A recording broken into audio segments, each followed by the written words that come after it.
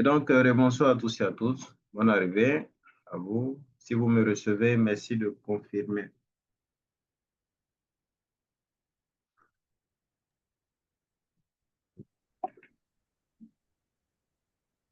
Et bonsoir, Monsieur Bado. Bonsoir, Monsieur Laurent. Comment vous Ah, allez? c'est pas Monsieur Laurent, c'est Monsieur Traoré. Ah, Monsieur Traoré, excusez, Oui, autant oui, pour moi. voilà. J'ai confondu. Mm. Donc, Moi, je vous reçois 5 sur 5. merci, Monsieur Traoré. Votre semaine, ça s'est bien passé, j'espère. Oui, ça s'est bien passé. Et chez vous? Oui, tout doucement, on s'accroche. Donc, bon début de semaine à nous. Vraiment, merci beaucoup. Pareillement à vous. Merci. Alors, Merci. Monsieur Salif, bonsoir à vous. Si vous me recevez, merci d'ouvrir votre micro.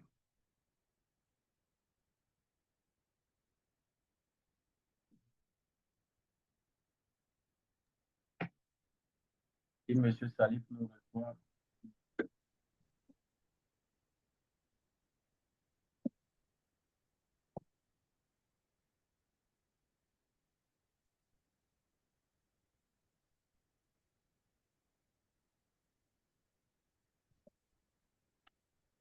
si Monsieur Salif nous reçoit, merci d'ouvrir son micro.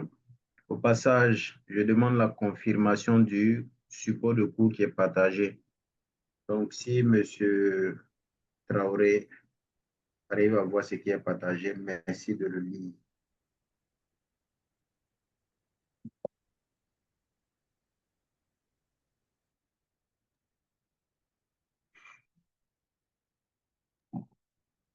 Et Monsieur Bado, pour le moment, moi, je vois rien. Je ne vois que votre profil seulement. OK. Et le profil de Monsieur Salif. Donc, je repartage. OK. Et maintenant? Oui, maintenant, je vois. OK. Donc, Voilà. inspection des lieux. Des lieux du travail. C'est ça. Voilà.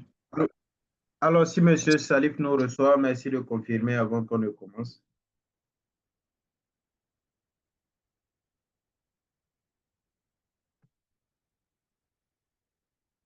Apparemment, Monsieur Salif n'est pas à côté. Sinon, on a Monsieur Laurent qui a beaucoup d'occupations, donc certainement il reviendra sur l'enregistrement du cours. Monsieur Salif nous reçoit. Donc, pour nous. Alors, donc, avant de commencer, on va faire un rappel voilà, de ce qu'on a vu, voilà, du début jusqu'à aujourd'hui. Sinon, pour le cours passé. Et s'il y a des inquiétudes, il y a des questions, on va les prendre avant de commencer le cours d'aujourd'hui. Donc, la parole vous est adressée.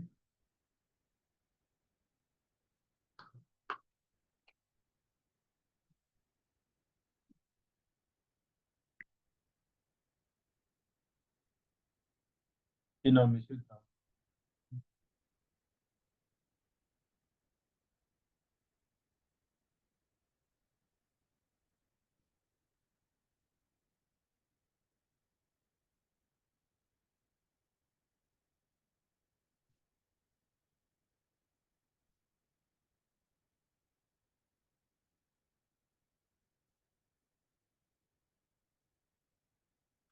Allez-y, monsieur Salif.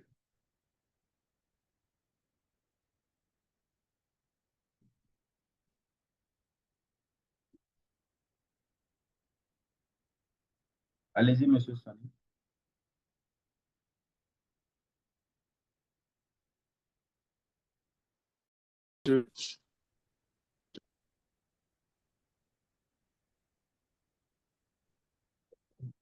Allô, vous me recevez? Oui, on vous reçoit 5 sur 5. Bon, je tenais à m'excuser. Le week-end dernier, je n'ai pas pu assister au cours. Voilà, j'étais vraiment en profondeur. Donc, je n'ai pas pu assister. Donc, je peux pas avoir un petit résumé. Ça allait beaucoup m'arranger pour que je puisse rentrer dans le bain. D'accord. Sinon, monsieur Oliver.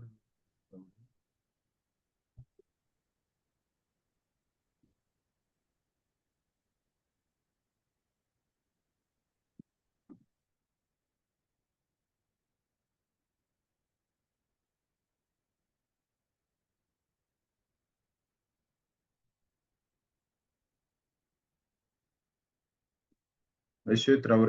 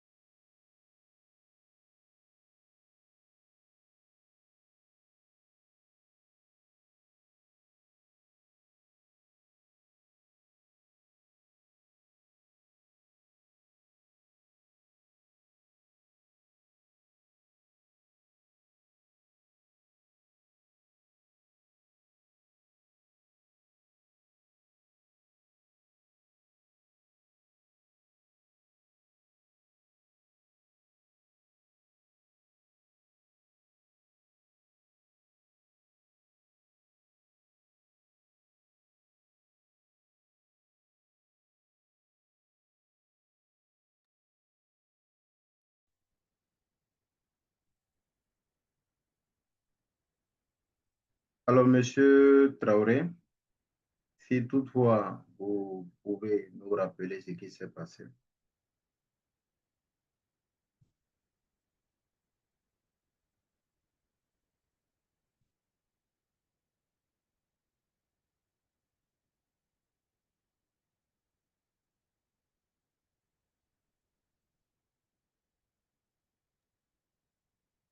Bonsoir, Monsieur Bado. Oui, bonsoir, Monsieur Traoré. Voilà, et je pense que notre dernière séance était le lundi passé, non? Le samedi. Oh, le samedi. Et bon, moi, j'ai pas pu participer à la formation du samedi. D'accord. C'est le lundi passé que j'ai pu assister.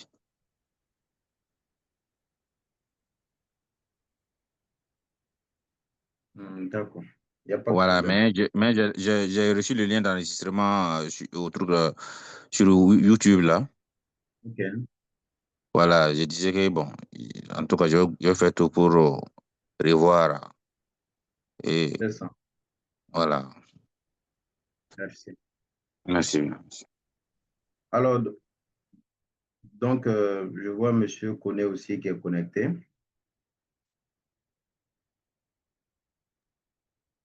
Oui, bonsoir, Monsieur Bado. Bonsoir, Monsieur Koné, comment vous allez? Oui, ça va bien chez vous. Dieu merci.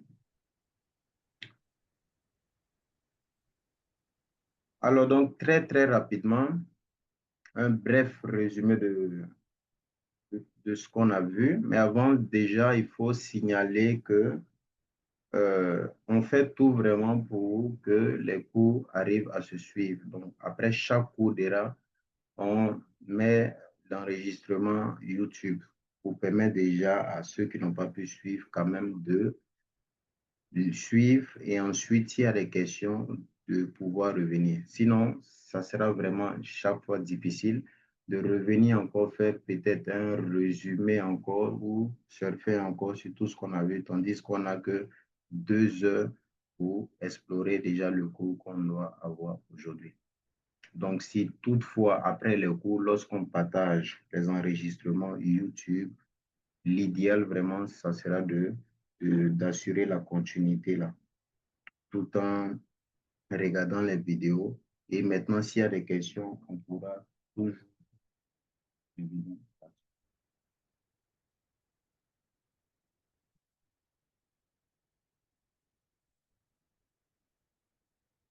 Alors, monsieur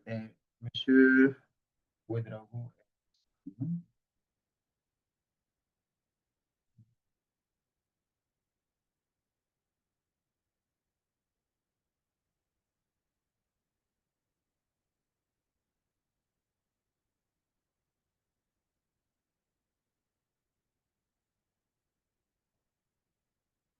Alors, donc, très, très rapidement, voilà un bref rappel.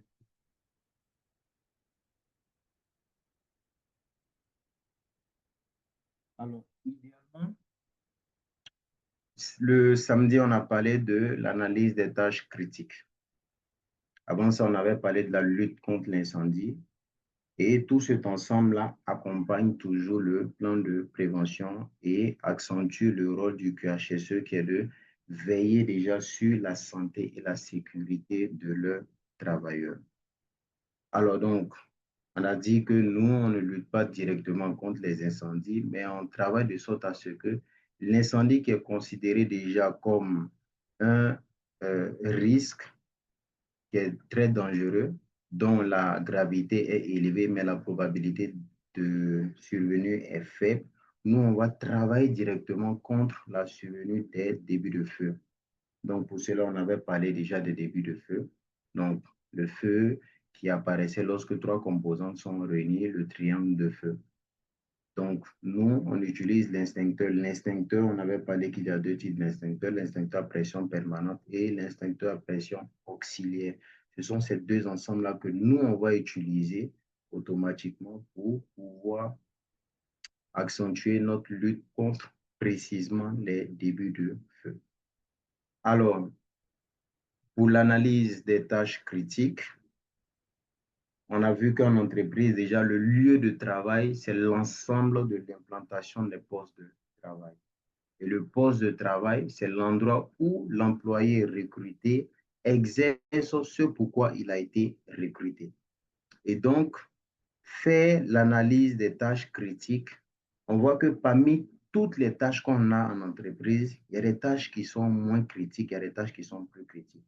Et les tâches qui sont plus critiques, là, ce sont les tâches qui exposent le maximum de travailleurs. Donc, pour ces tâches-là, on va mettre ce qu'on appelle une analyse des risques avant le début de ces tâches-là. Et pour ce faire, comment ça va se passer? Pour ce faire, déjà, on va procéder directement par mettre en place des outils. Donc, on avait vu qu'il y a plusieurs outils qui sont adaptés à faire l'analyse des risques. Notamment, on peut avoir le GHA, qui est le Job Hazard Analysis, qu'on utilise très fréquemment.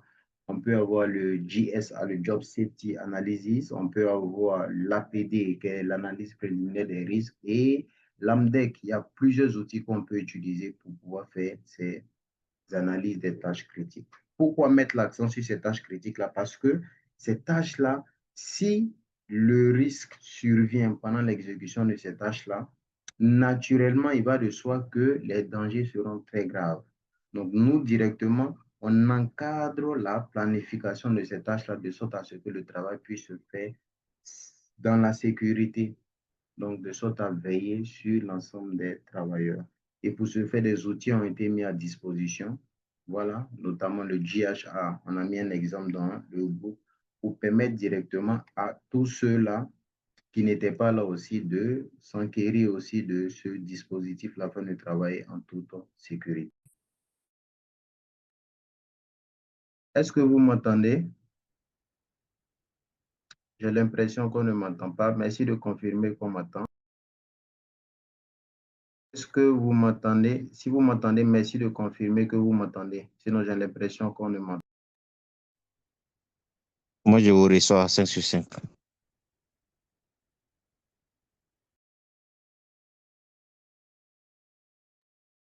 Moi également, je vous reçois maintenant.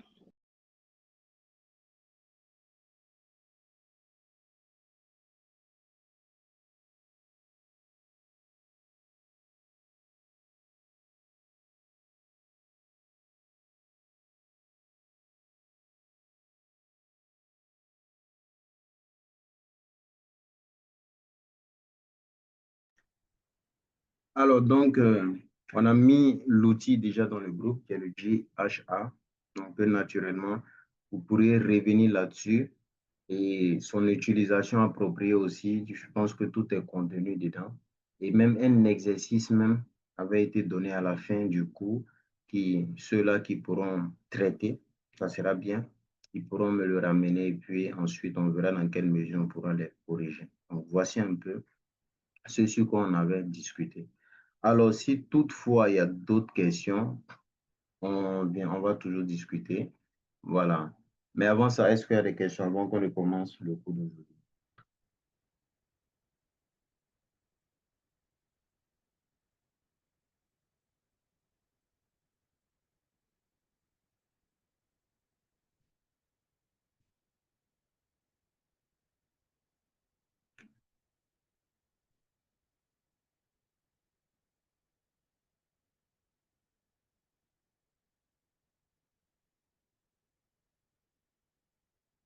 Est-ce qu'il y a des questions avant qu'on ne commence?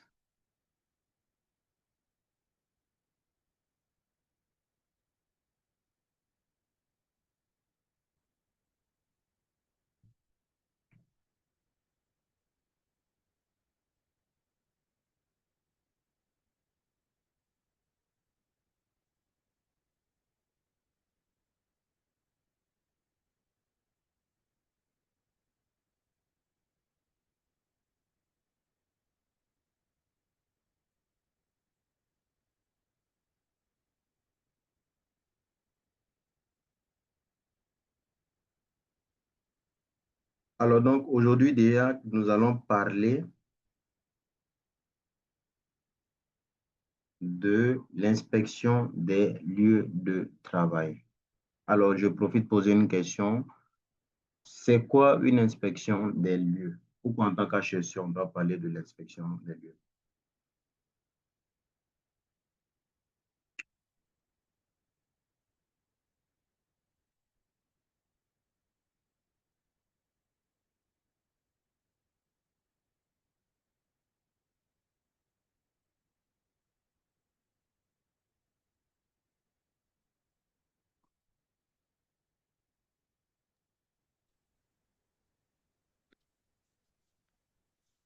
Bon, veuillez m'excuser.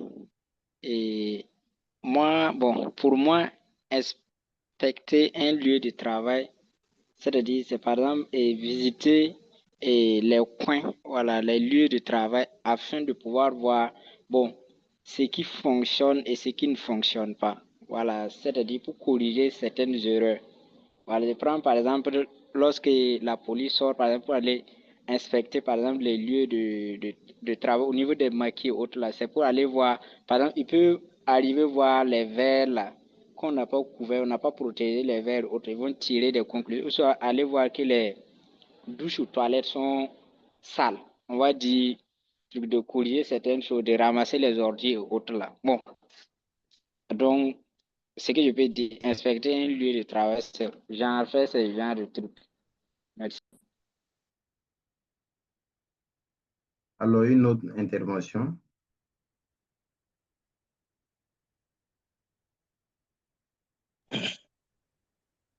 Et pour moi, Allez-y. inspecter des lieux de travail, bon, pour moi, c'est un système, bon, pour repérer les dangers, peut-être, et aussi peut-être les risques. Bon, vérifier la conformité, bon, aux normes de sécurité, quoi, si je C'est peux le ça. dire. Voilà. Je m'arrête là. Merci, Monsieur Traoré. Merci. Voilà. Allez-y, Monsieur Salif.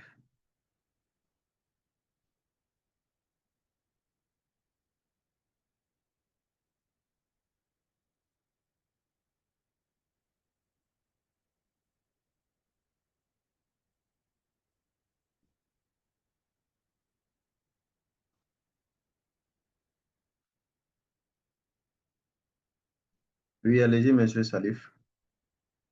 Inspecter le lieu de travail avant l'intervention.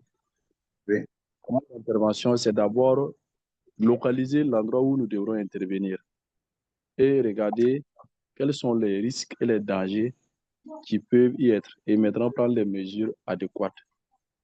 Si on a c'est vu ça. ça, voilà, si on a identifié, on pourra savoir quelles sont les mesures à prendre pour pouvoir aller faire le travail en toute sécurité et revenir en bonne santé. Après avoir fini le travail, c'est d'abord aussi vérifier, voir est-ce que le travail a été fait, est-ce que nous n'avons pas oublié un élément crucial avant de faire, par exemple, si je prends l'électricité, on ouvre un coffret, un disjoncteur, on travaille, on fait le câblage.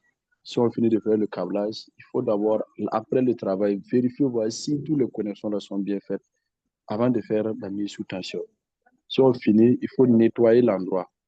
Nettoyer C'est ça. l'endroit, l'endroit sera propre pour que prochainement on puisse venir et travailler en toute sécurité. Et maintenant, si le travail n'est pas fini, on peut faire les balises, déposer pour C'est ça. montrer que le travail n'est pas encore fini. Et donc, c'est ça. Merci pour les différentes interventions. Alors donc, naturellement, comme toute formation, il y a des objectifs. Donc, on va voir de bout en bout les différentes parties qui concernent le travail.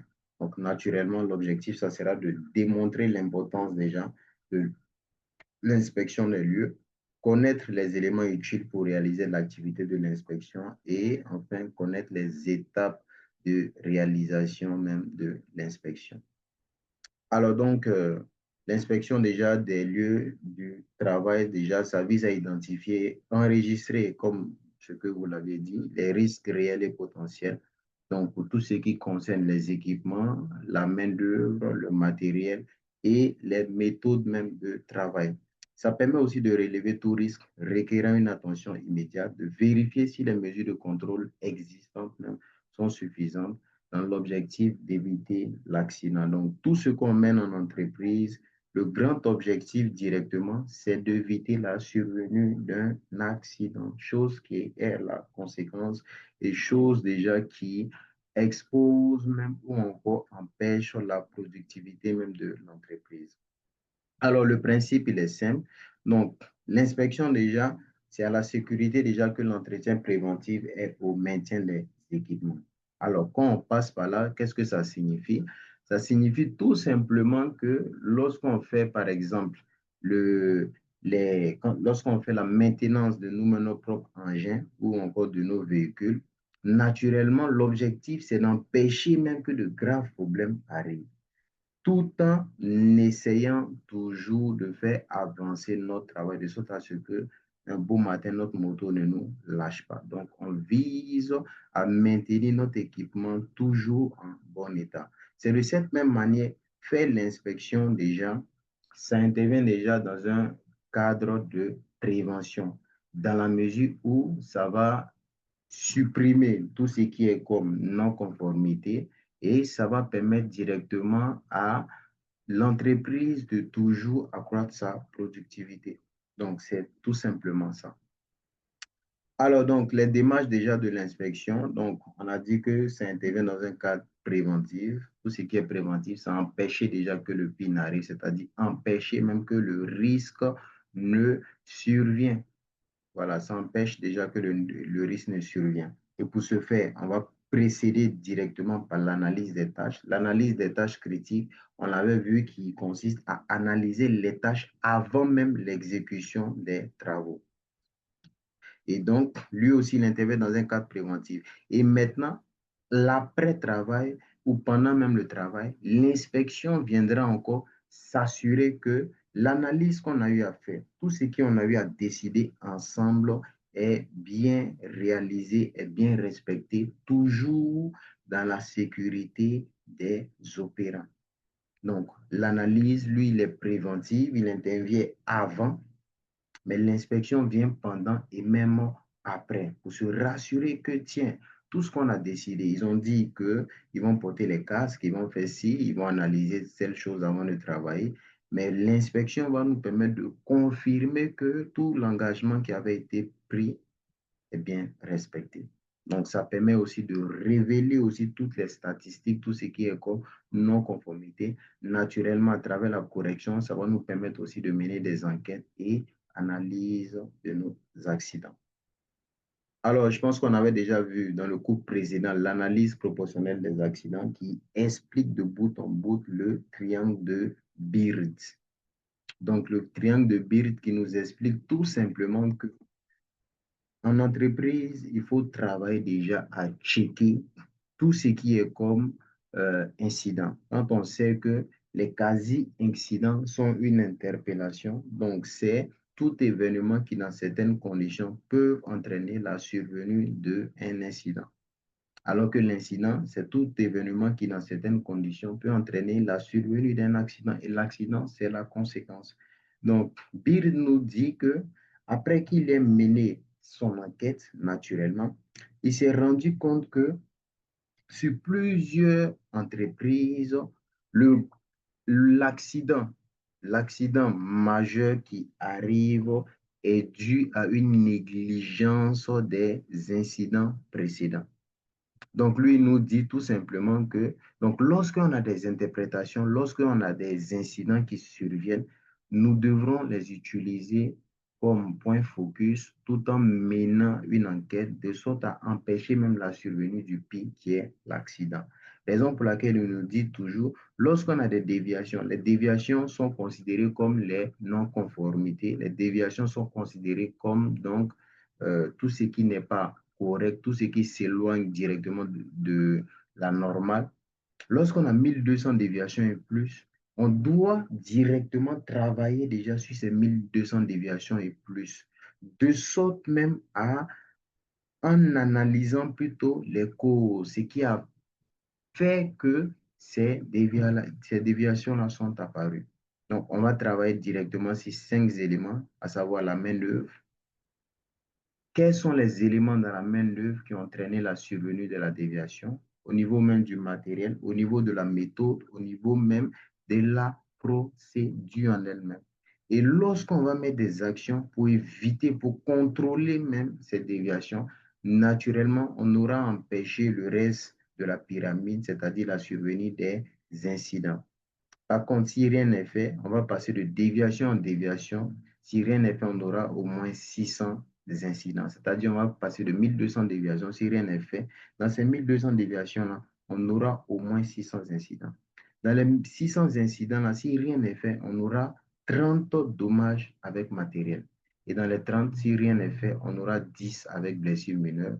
Et les 10 avec blessures mineures aussi, si rien n'est fait, on aura un faussement avec blessures serrure et incapacité. Donc, voici un peu à quoi répond le triangle de Beer. Est-ce qu'il y a des questions?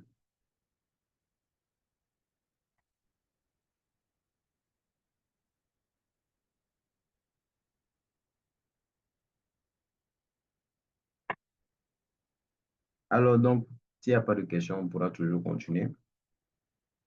Alors, toujours dans le risque dynamique, on nous dit tout simplement qu'on sait que directement, le danger déjà qui met en évidence déjà les risques statiques. Donc, les risques statiques, déjà, c'est tous ces risques-là déjà qui sont liés au danger directement.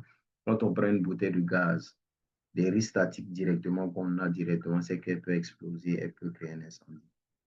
Et lorsqu'on va multiplier ces risques statiques-là à la présence humaine, c'est-à-dire comportement, organisation et individu, ça entraîne la survenue des risques dynamiques. Donc, vous allez prendre une bouteille de gaz, par exemple. Naturellement, tout le monde sait qu'elle peut exploser. Mais si personne ne touche une bouteille de gaz, naturellement, elle ne va pas exploser. Mais c'est l'action même de l'homme qui entraîne la survenue des risques dynamiques. Alors, quoi inspecter? Qu'est-ce qu'on doit pouvoir inspecter? On doit inspecter les bâtiments, on doit inspecter tout ce qui est comme équipement présent sur le site, on doit inspecter le matériel en lui-même, on doit inspecter les appareils qu'on utilise, on doit inspecter l'homme, on doit inspecter des lieux. Donc, parce que c'est l'ensemble de ces éléments-là qui peuvent exposer les travailleurs à un risque potentiel. Donc, en inspectant, par exemple, les échafaudages sur lesquels on travaille, naturellement, ça va nous aider à identifier tout ce qui est comme non-conformité qui pourrait entraîner la chute des opérants. Et donc, si on a des installations qui peuvent entraîner, exposer les opérants, on pourra aussi les inspecter. Donc, une inspection, c'est en même temps des lieux, c'est en même temps les humains, c'est en même temps le matériel et les équipements que nous utilisons tous les jours. Alors, quelles sont donc les catégories d'inspection? Donc, on a deux catégories d'inspection. On a l'inspection formelle ou planifiée et l'inspection non formelle ou non planifiée. Donc, l'inspection formelle ou planifiée, c'est une inspection ou plutôt l'inspecteur lui-même décide, ah tiens, aujourd'hui, je décide d'aller inspecter la salle de mécanique plus particulièrement. Donc, elle sera planifiée, quel endroit il faut planifier, pourquoi il faut planifier, quels moyens aurais-je besoin pour aller inspecter et comment l'inspection même devrait se faire. Par contre, l'inspection déjà non formelle ou non planifiée, c'est de façon inopinée. Donc, de façon inopinée, on descend dans un lieu et on inspecte. Donc, avec l'état de surprise, on crée la surprise et on recueille à chaud le comportement des travailleurs, des lieux et aussi des équipements. Donc, on retient donc qu'on a deux catégories d'inspection. Donc, exemple toujours, tournée quotidienne dans la supervision, déclaration des situations dangereuses, inspection quotidienne donc des préventionnistes. Alors, on a parmi les catégories d'inspection, les inspections planifiées, on en a quatre types. On a des inspections spécifiques ou thématiques. Donc, déjà, on sait que c'est planifié.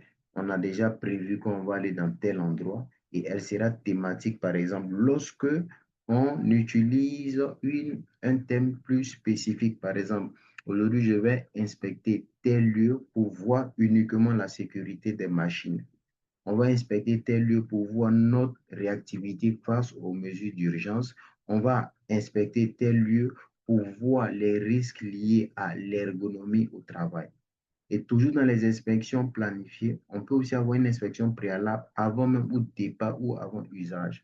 Donc, naturellement, sur le site, on fera cette inspection-là pour la plupart des équipements à risque. Par exemple, les perceuses, comment je vais dire ça, la meule.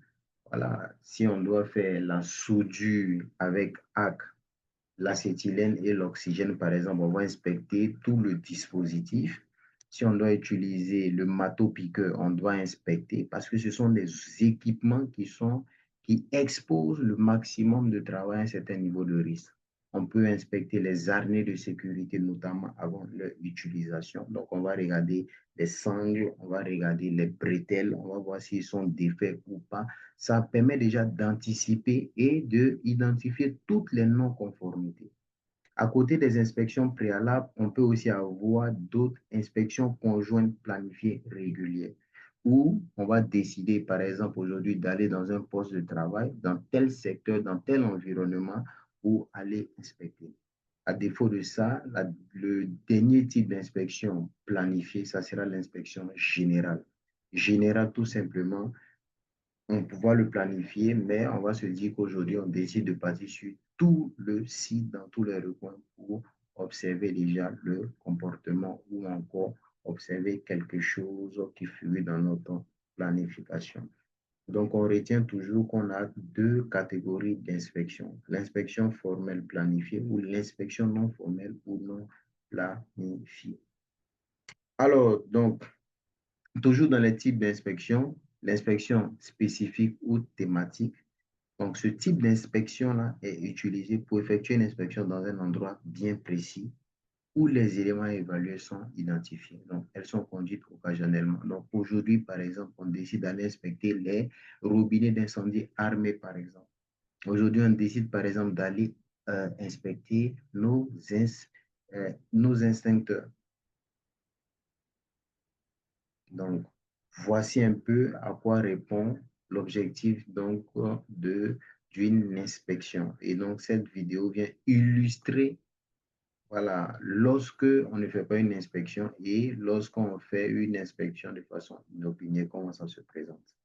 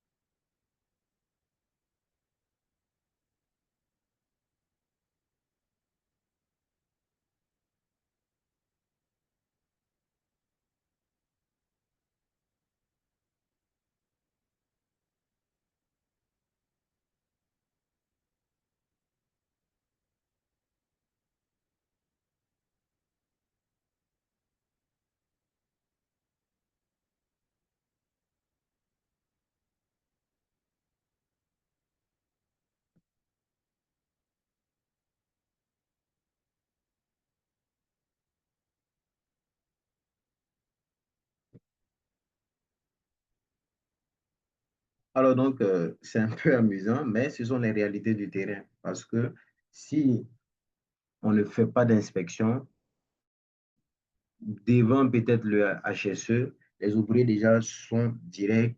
Quand c'est comme ça, on ne peut pas savoir vraiment l'efficacité de notre action sur le terrain, mais souvent de façon inopinée, on arrive vraiment à voir réellement les réalités du terrain. Et comme on le dit toujours, le terrain commande la manœuvre, raison pour laquelle l'inspection, c'est un outil très, très important pour le HSE. Donc, toujours déjà dans les inspections, le deuxième type d'inspection, on parlait d'inspection préalable, équipement, procédés spéciaux. Donc, ce sont des examens ou des tests à faire avant de commencer à travailler, comme le permis de travail à chaud d'entrée en espace confiné. Donc, on va démarrer un nouvel équipement. Donc, c'est ce que un peu j'avais parlé précédemment. Donc, pour ce type d'inspection-là, naturellement, on sait que nos ouvriers doivent travailler. Donc, si on a mis en place, on a fait l'analyse des risques, ils doivent utiliser des équipements. On va inspecter ces équipements de sorte à éviter que ces équipements-là même n'exposent même le travailleur. Par exemple, quelqu'un qui doit travailler en hauteur, le travail en hauteur, c'est très dangereux. Donc, qu'est-ce qu'on va faire? On va faire l'analyse des tâches. Et on sait que l'analyse des tâches, ce sont les engagements que les potentiels travailleurs prennent avant de travailler. Mais ils peuvent arriver sur le terrain et ils ne vont pas respecter ce qui avait été fait au préalable. Donc, quand c'est comme cela, l'inspection directement viendra déceler ces non-conformités-là. Donc, on va venir prendre tous les équipements, comme j'avais cité le marteau-piqueur, la meule, s'ils doivent faire de la soudure, s'ils doivent, en tout cas, quel qu'en soit le type d'équipement, il faut inspecter. Si ce sont des engins, il va falloir aussi les inspecter, les checker de bout en bout afin de se rassurer que l'équipement lui-même ne n'expose pas les travailleurs. Parce que, comme je le dis toujours, nous, à HSE, on travaille avec 5 éléments, la main-d'œuvre, le matériel, les méthodes, le milieu et la matière. La main-d'œuvre, les 4 autres facteurs peuvent être bons. Et le chauffeur, s'il circule en état d'ébriété, naturellement, il va exposer les autres.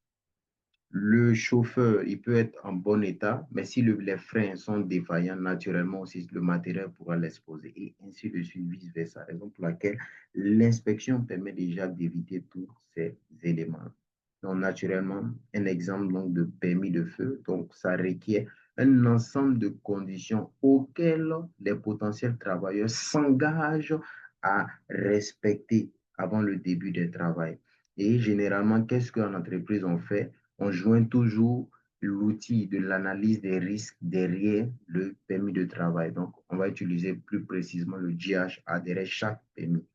Donc, le permis va permettre déjà de créer, de renforcer la sécurité, mais l'analyse des tâches va nous permettre déjà de décomposer l'exécution de la tâche étape par étape et de chaque étape, quels sont les risques liés à chaque étape et quelles sont les mesures qu'on prend pour éviter la survenue de ces risques-là. Alors, l'inspection régulière, donc ce sont les inspections faites sur une base régulière dans un aire de travail déterminé. Elles portent sur toutes les conditions de travail, à savoir les risques, conditions, les procédés et les méthodes même de travail. Donc, par exemple, de façon inopinée, on va décider, par exemple, d'aller dans sa charge pour voir réellement est-ce que les travailleurs respectent notre procédure. On avait tantôt parlé de cadenassage, qui est une procédure qui vise directement à éviter la mise en marche de tout équipement ou de tout appareil en allant couper, cadenasser à la source. Mais il va s'en dire que souvent sur le terrain, les gens sont pressés, ils vont dire, bon, ça ne va pas prendre trop de temps, la procédure est trop longue. Mais le fait de faire une inspection régulière permet de voir que, tiens, ils n'ont pas respecté la procédure et ça permet déjà d'éviter le pire. On a un de notre filiale qui se trouve en RDC Congo qui, par exemple, d'où il y a eu un accident très mortel là-bas. Donc, il devrait faire une maintenance dans le silo. Donc, le silo, c'est le gros fût qui contient le ciment. Pour la braquina, ça contient la bière, comme on le dit. Et donc, pour ce genre de maintenance, qu'est-ce qu'on fait? On fait le cadenassage à la base pour éviter même que pendant leur intervention, l'appareil même ne rentre en marche. Et ils n'ont pas respecté la procédure. Ils se sont dit non, c'est un truc de 1 minute, 2 minutes. Et pendant qu'ils étaient dans le silo, vous imaginez un silo peut prendre environ plus de 4000 tonnes de contenants. Et le silo a été mis en marche. Donc, ça les a naturellement broyés. Ils sont sortis morts. D'ici qu'on va savoir, ils sont toujours contenus dans le silo. Raison pour laquelle le respect des procédures est très important. Donc, faire l'inspection va permettre déjà de déceler toutes ces défaillances-là. Et l'inspection générale, naturellement, va décider de partir un peu de partout, les bâtiments, voir le comportement des hommes. Et ça, c'est la routine quotidienne du HSE. Alors, est-ce qu'il y a une question avant qu'on le débute? S'il y a une question, n'hésitez pas à ouvrir votre micro.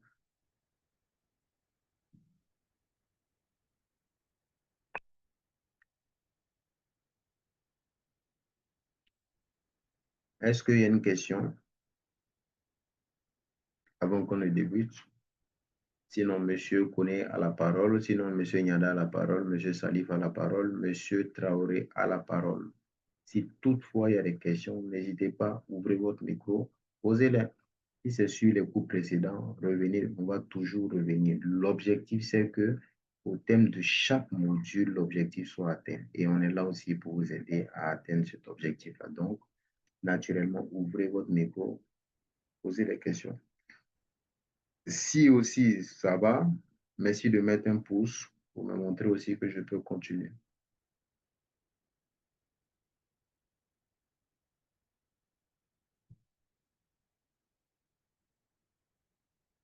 Alors, donc, merci, Monsieur Traoré. Donc, je peux donc continuer. Merci, Monsieur Kone. Alors, donc, je peux continuer. Alors, donc, quelles sont les étapes de l'inspection formelle ou planifiée? D'après vous, quelles sont les étapes ou quelles peuvent être les étapes qu'on doit suivre pour faire une inspection formelle? Avec tout ce qui précède, si vous devrez les subdiviser par étapes, quelles sont les étapes que vous allez vouloir respecter?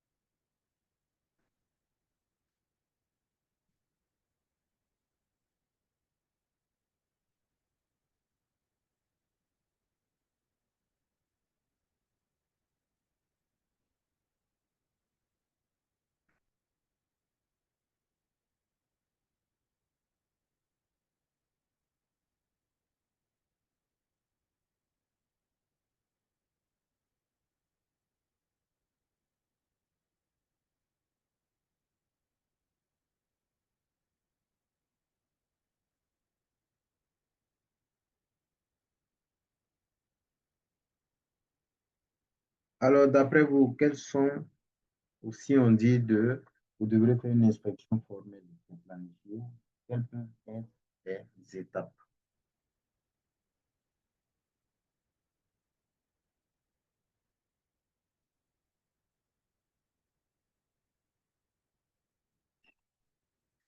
Volontariat, sinon, je connais, d'après vous, quelles sont les étapes pour faire une inspection formelle ou planifiée?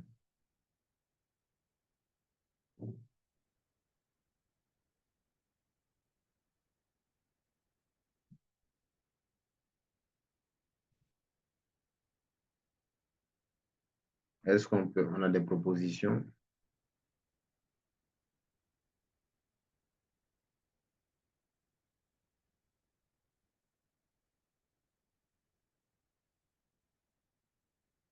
Alors, donc, pour faire déjà une inspection planifiée, déjà, elle va se subdiviser en 4 étapes. Et la première étape, naturellement, ça sera la préparation. Donc, qui dit planifier, ça signifie que il faut voir dans quel endroit on va, pourquoi il faut le faire, quels sont les éléments, les ressources dont on aura besoin déjà pour faire l'inspection. Et tout ça, ça se prépare. Ensuite, on a l'inspection elle-même qui sera constituée déjà de la tournée d'inspection, c'est-à-dire la visite des lieux, tout et tout, la rédaction de rapport et le suivi de tout ce qui est conseillé dans le rapport. Alors, la rédaction des rapports, pourquoi? La rédaction du rapport va nous permettre déjà de garder des traces de tout ce qu'on a vu comme non-conformité, de faire un point du contenu de l'inspection. Et le suivi, parce que lorsqu'on voit une non-conformité, il va falloir qu'on corrige.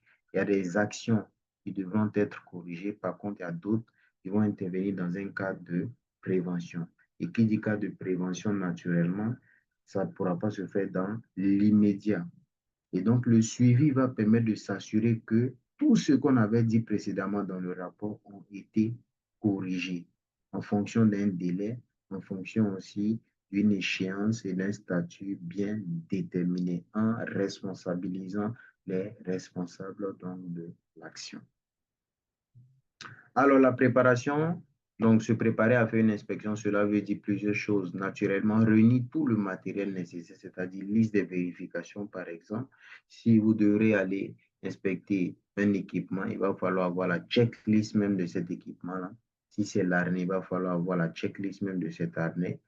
Si ce sont les procédures, il va falloir avoir vous-même les procédures pour pouvoir voir, s'appuyer sur quelque chose pour juger de la conformité ou non. Donc, revoir aussi les rapports des inspections précédentes pour voir directement est-ce que dans le cadre de notre suivi, des actions avaient été identifiées et n'ont pas été corrigées. Ça permet aussi de révisiter ou réviser même la liste de vérification afin de l'avoir bien en tête. La tournée de l'inspection elle-même, donc, c'est la visite des lieux. Donc, il faut déjà s'assurer que tous les secteurs inspectés sont couverts. S'attarder aux choses qui ne sont pas directement dans notre champ de vision parce que souvent, les non-conformités ne sont pas forcément dans notre champ de vision. C'est prendre les mesures nécessaires pour faire corriger immédiatement et cela va se démontrer par l'esprit d'immédiateté que doit avoir le responsable HSE. Décrit clairement chaque dérogation, description, lieu, tout et tout. On va voir déjà un modèle de rapport et encourager et féliciter lorsqu'une situation satisfaisante est rencontrée. Le plus important, souvent, c'est d'arriver aussi à montrer aussi la bonne volonté aussi d'une équipe quand on sait que ce n'est pas facile. Donc, si on s'est dit ce n'est pas bon, le jour que c'est bon aussi, il faut qu'on arrive à encourager et féliciter.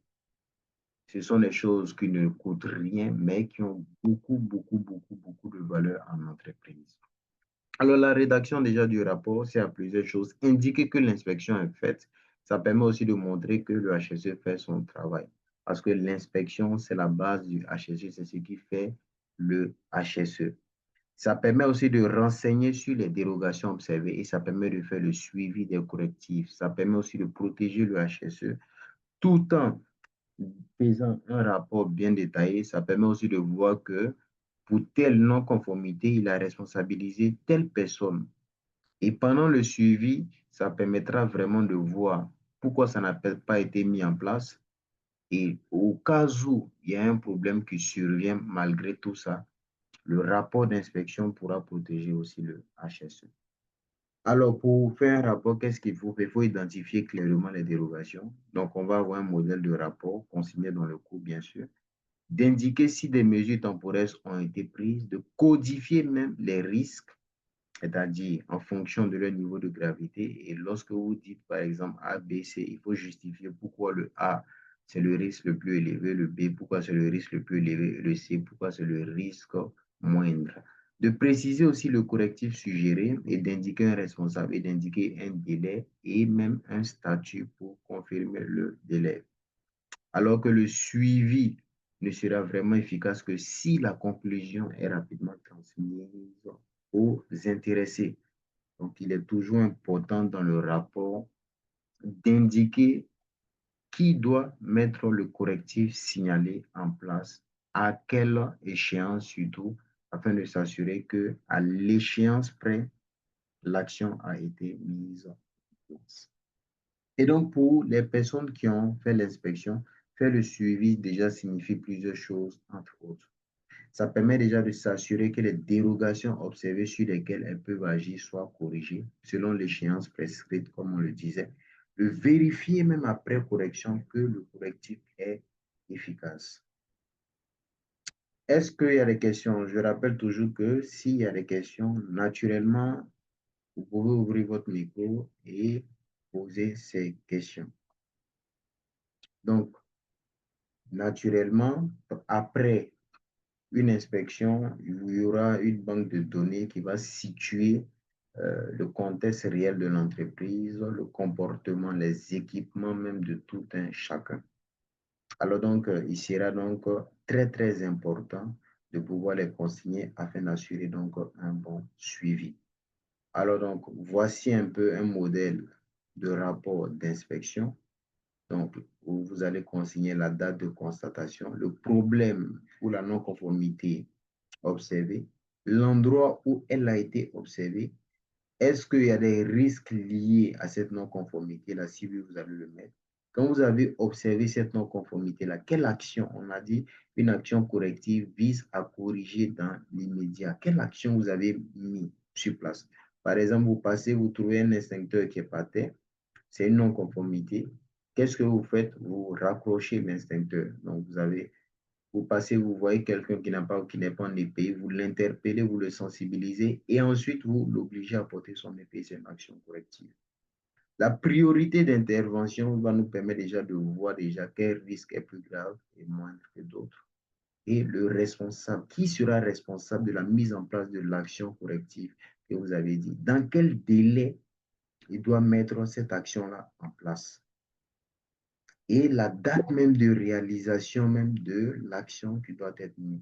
À côté de ça, vous pouvez compléter aussi le statut. Le statut va vous permettre de voir, après l'échéance, est-ce que l'action a été mise en place? Si oui, vous allez mettre action réalisée. Sinon, vous allez mettre non réalisée.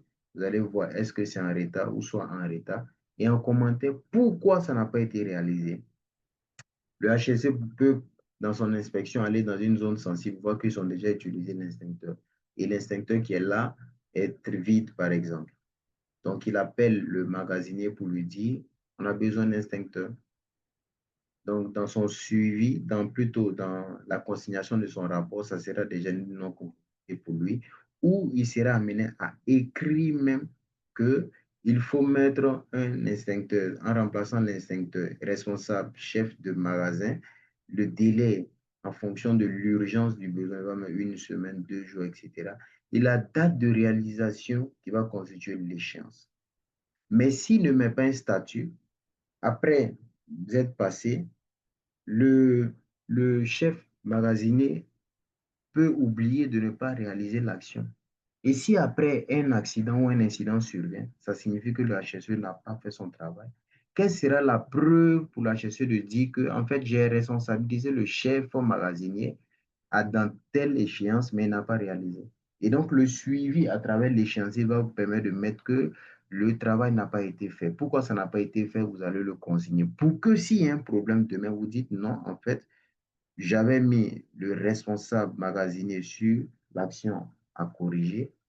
Et lors du statut, il m'a dit que les instincteurs même étaient finis, qu'au niveau de la comptabilité, ils ont refusé d'enlever l'argent pour payer. Au moins, on sait que les responsabilités sont situées. Donc, faire un suivi, faire un rapport, ça permet déjà de créer une base de données afin d'accompagner l'amélioration continue.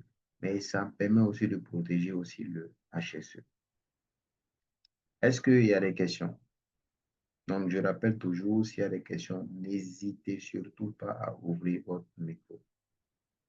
Alors, l'évaluation et la gravité des risques, pour le coup passé déjà, c'était sujet même de base. Par rapport directement à la rédaction déjà du rapport, la priorité même de l'action sera déterminée déjà par l'évaluation des risques qu'on pourra le faire. Et donc, on a dit que pour évaluer un risque, on tient compte de 2 paramètres. On tient compte de la gravité du risque et de la fréquence. Et comment ça se fait? Alors, donc, le HSE pourra dire, par exemple, que ou s'il y a un comité, tout va dépendre. Nous, par exemple, on va prendre des cotations. Pour la gravité, on va prendre de 1 à 3 ou encore de 1 à 4, tout va dépendre. La fréquence aussi de 1 à 3 ou de 1 à 4. Et on va décider, par exemple, que pour tous les risques dont la gravité est égale à 4, le risque est considéré comme est très grave, donc incapacité permanente. Plutôt 3, ici c'est 3 ils ont pris, donc le 2 moyen et le 1 peu grave. La fréquence aussi, quand on donne la note de 3, ça signifie que c'est très fréquent, 2 c'est moins fréquent et 3 c'est peu fréquent. Et donc on sait que la criticité d'un risque est égale à quoi? Est égale à la gravité fois la fréquence. Donc, pour un risque de chute, par exemple, de très haut niveau, Monsieur Salif peut décider que, ah, pour ce risque-là, je pense que c'est très grave, donc moi, je donne la note de 3. C'est-à-dire, s'il tombe, ça sera très grave, donc je donne la note de 3. Et au niveau de la fréquence, il peut tomber très fréquemment, donc je donne aussi la note de 3. Donc 3 fois 3, ça va donner 9. Et c'est ce qui va déterminer la criticité qu'on voit avec les codes de couleur. Ici, dans ce cas de figure, ils ont pris des chiffres. Toujours est-il que ça répond au même principe de priorité. Et donc, après cette multiplication, il va décider que, à travers cette matrice, que tous les risques, il peut décider de prendre des valeurs qui sont compris, par exemple, de 16, ou lorsqu'on prend une cotation de 4 à 1, ça va à 16. Donc, de 16 à 9, ces risques-là sont considérés comme très graves. Donc, la priorité de l'action, ils sont très prioritaires dans la prise des décisions. Ensuite, les risques de 9, par exemple, à 6 sont moins graves et les autres qui sont bas sont moins graves. Ici, par exemple, ils ont pris des chiffres où ils ont dit que tous les AA rouges sont considérés très graves. Ici, si on les remplace par des chiffres, vous allez voir 3 fois 3. Si c'était 3 fois 3, ça donne 9. Ici, vous allez voir aussi que 3 fois 2, ça donne 6. Et ici, 3 fois 2 aussi, ça donne 6. Donc, tous les risques qui sont compris de 9 à 6 sont considérés graves ou peu. Et tous les risques intermédiaires sont considérés moins graves, donc la priorité 2. Et tous les risques qui sont à la priorité 3 sont considérés donc très faibles. Ça permet déjà de prioriser l'action en fonction des risques qui sont graves. Parce que dans le cours précédent, on avait parlé donc de la loi de Pareto, le principe des 80-20 qui dit que en entreprise, on met l'accent sur les tâches critiques. Et les tâches critiques en entreprise sont moindres, ne sont pas beaucoup. Vous allez voir qu'en entreprise, les tâches critiques là peuvent être représentées 20% de toutes les tâches, les autres tâches. Mais ces tâches-là entraînent beaucoup de conséquences si elles ne sont pas encadrées pendant leur exécution. Donc, 20% de tâches critiques entraînent 80% de dommages sévères, alors que 80% de tâches moins critiques entraînent 20% par exemple de dommages. Les dommages sont moins sévères. Donc, prioriser va nous permettre de voir les risques au potentiel de dommages et définir notre ordre de priorité. Donc, lorsqu'on fait toujours une évaluation des risques, il faut toujours mettre une matrice des risques pour accompagner. Pour que, il peut arriver que notre rapport, ce n'est pas un HSE qui lit le rapport. Il faudrait qu'il arrive à comprendre pourquoi on dit que le risque est grave. Donc, une matrice doit toujours accompagner. Est-ce qu'il y a des questions sur la matrice avant qu'on le dise?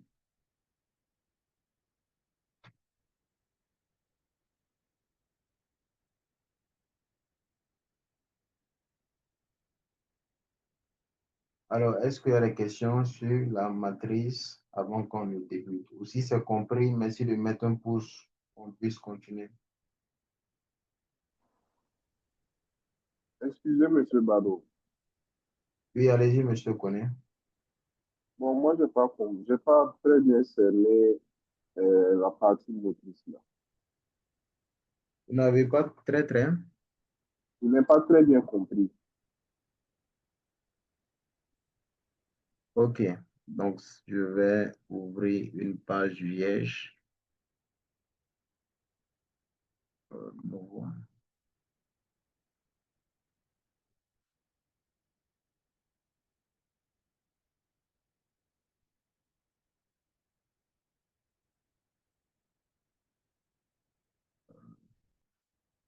Et là.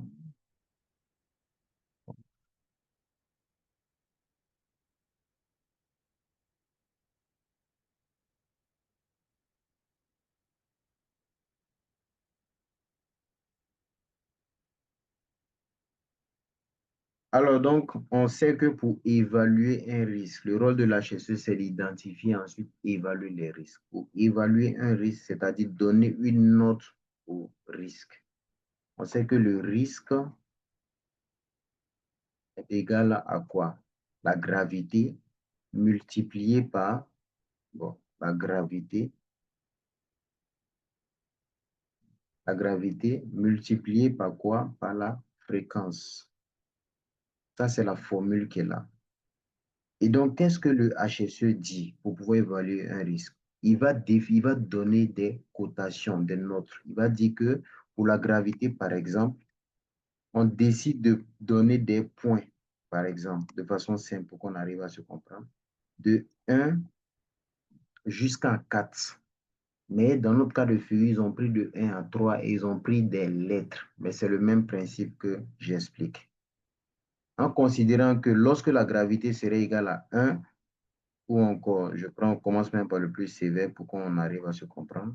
Lorsque la gravité est égale à 3, ensuite, lorsqu'elle serait égale à 2, lorsqu'elle serait égale à 2, ensuite, et lorsqu'elle serait égale à 1. Maintenant, comment les interpréter? Donc, il va dire que lorsqu'on donne une note de 3 à un risque pour sa gravité, ça signifie que c'est très grave. 2, ça sera moins grave.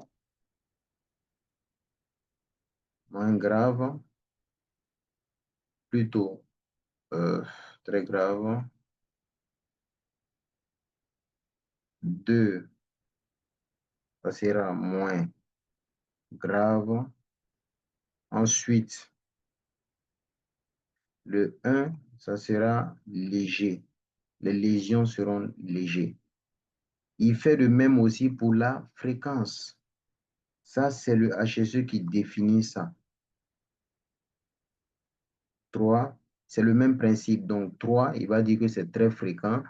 2, moins fréquent. Et 1, ce n'est pas trop, c'est rare. Et donc, s'il prend un risque, par exemple, de chute, s'il prend, par exemple, un risque de chute, par exemple, pour évaluer le risque de chute, on tient compte de ces deux paramètres. La gravité, par exemple, M. Adamant va dire, s'il tombe, c'est très grave. Moi, je donne la note de 3. La fréquence, ça peut arriver très fréquemment. Moi, je donne aussi la note de 3. Donc, 3 fois 3, ça a donné combien? 9. Ça a donné 9 déjà pour ce risque-là. 3 fois 3, ça a donné 9 pour ce risque. Et c'est comme cela, tous les risques qu'on va identifier là, c'est comme cela, on doit les évaluer pas à pas. Et donc, pour notre cas de figure ici, ils n'ont pas utilisé des chiffres, ils ont utilisé des lettres. Mais je rappelle toujours que ça répond au même principe. Et donc, tout le milieu que vous voyez là, je ne sais pas si vous voyez mon pointeur, c'est la multiplication qui détermine le milieu. Donc, ici, ils n'ont pas pris des lettres, mais je rappelle que ça répond au même principe. Si vous remplacez le trait par 3, le 2 par moins, le 1 par peu, au niveau de la fréquence, le trait par 3, le 2 par moins et le 1 aussi par peu fréquent, ça répond au même principe. Donc, 3 fois 3, naturellement, ça donne A. Et ensuite, le HSE va décider de définir un niveau de priorisation en fonction même de la sévérité même de ces risques-là. Pour certains, d'autres vont décider, par exemple, je sais que les plus grosses notes, ça sera 3 fois 3, ça donne 9. Dans le cas où vous décidez de partir en 4, ça sera 4 fois 4, ça va donner 16. Donc, d'autres vont décider que pour nous, par exemple, les risques les plus sévères, là, c'est compris entre 16 et 9. Ensuite, de 9 à 6, par exemple, c'est moins sévère. Et les derniers lots, ça sera léger. Et donc, ça signifie que les risques qui sont sévères, ce sont ces risques-là déjà qui sont prioritaires dans la prévention, sans toutefois négliger les autres risques. Et ça répond à ce même principe. Ici, ce sont les lettres qu'ils ont utilisées.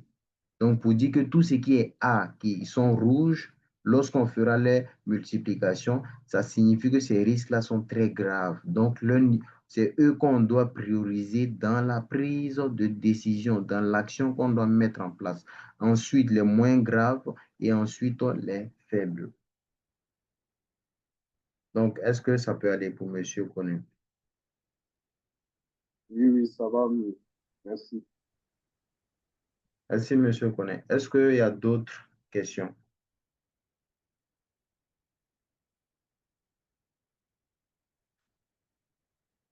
Alors, donc, s'il n'y a pas d'autres questions, je pense qu'on pourra continuer. S'il y a des questions, n'hésitez pas à revenir.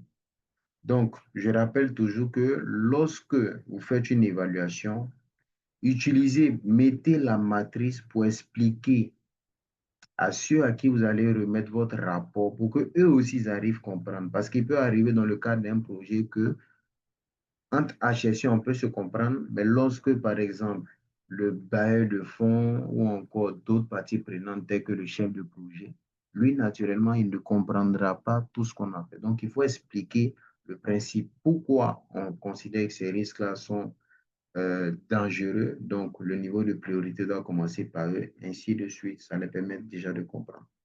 Et donc, en bas, déjà, qu'est-ce qu'on va mettre en légende? On va mettre ces éléments pour dire que le classement selon la gravité en fonction de l'ordre de priorité. Pour dire que les risques qui sont classés A, ce sont des risques majeurs, donc mortels et très critiques. Les B sont les risques moyens, blessures graves, intermédiaires, et les C sont les risques mineurs, blessures mineures. Là, c'est après multiplication de la gravité fois la fréquence. Dans d'autres cas, ici, ce sont des nets, mais dans d'autres cas aussi, ça peut être des chiffres. Donc ici, si ce sont des chiffres, vous allez dire par exemple de 9 à tel chiffre, ces risques-là sont majeurs, donc telle première priorisation. De tel intervalle à tel intervalle, ces risques sont moyens. Donc, deuxième priorisation et ainsi de suite. Mais ici, pour se simplifier, au lieu de prendre un ensemble de valeurs, ils ont pris un même chiffre avec des codes de couleurs différents. Donc, tout ce qui est A, rouge, ces risques sont considérés donc majeurs. Donc, sur le rapport, il faut toujours mettre après le rapport ces légendes-là pour qu'on puisse comprendre ici dans la priorité des interventions pourquoi vous avez mis A, pourquoi vous avez mis B, pourquoi vous avez mis C. Je rappelle toujours que s'il y a des questions, ouvrez votre micro, posez votre inquiétude. Alors donc, les risques de classe A, c'est ce qui précédait. Conditions pratiques susceptibles d'entraîner une incapacité permanente, notamment la mort ou la perte d'une partie du corps, des pertes importantes relatives au bâtiment, à l'équipe et au matériel. Un correctif doit être apporté rapidement, immédiatement à 2 jours, parce que ces risques-là sont prioritaires. Lorsque ces risques-là surviennent, ça entraîne au pire des cas la mort. Donc la priorité, c'est l'immédiateté au pire des cas dans 2 jours, parce que tout va dépendre aussi. Il y a ce qui dépend du HSE, il y a ce qui ne dépend pas de lui. Il peut dire dans l'immédiat, le travail doit continuer demain, c'est obligatoire d'avoir un harnais de sécurité. Et le patron dit, il n'y a pas l'argent, donc il faut que ça patiente. Mais le fait d'avoir fait déjà cette étude-là, ça permet aussi de le protéger tout en indiquant qu'il a fait son travail et il a considéré déjà ce risque-là comme très grave. Et pour les risques qui sont classés B, déjà, conditions pratiques susceptibles déjà d'entraîner des blessures moins graves, par exemple, donc un correctif peut s'étaler de 3 à 10 jours, comme c'est le deuxième niveau de priorité. Mais toujours est-il que le délai ici n'est pas de rigueur. Voilà, ce n'est pas universel. Tout va dépendre de la manière que vous percevez le risque à chaud. Donc, pour certains risques, il faut mettre le correctif dans l'immédiat en fonction déjà de comment vous présentez les risques. Parce que le plus important, ce n'est pas ce qui est écrit, ce n'est pas ce qui est dit. Le plus important, c'est la sécurité des hommes. Donc ici, je rappelle que les chiffres qu'on met ici n'ont pas de valeur. Mais tout va dépendre déjà de l'action qui est prise sur le terrain. Si vous sentez que les travailleurs sont exposés, le correctif suggéré peut se faire dans le même jour pour certains, mais pour certains qui ne dépendent pas de vous, vous pouvez mettre un délai assez raisonnable tout en continuant vraiment à interpeller. Alors, les C déjà sont moins graves. Voilà, donc naturellement, eux, le correctif suggéré déjà peut s'étaler sur plusieurs jours. Alors, quels sont les rôles et responsabilités?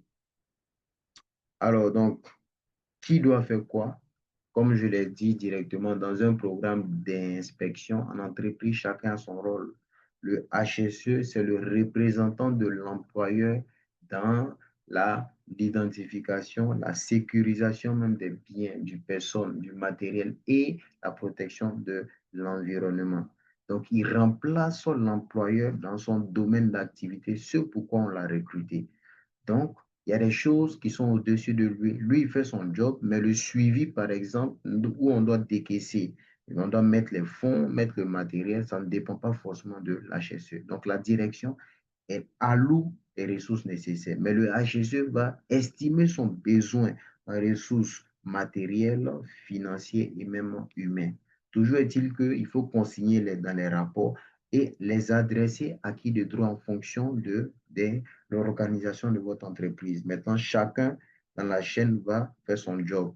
Au moins, le suivi va vous permettre de responsabiliser les gens et aussi d'indexer quelqu'un lorsqu'il n'a pas mis l'action en place. Donc, la direction, elle alloue les ressources nécessaires, elle désigne les responsables, elle s'assure du bon fonctionnement de l'activité.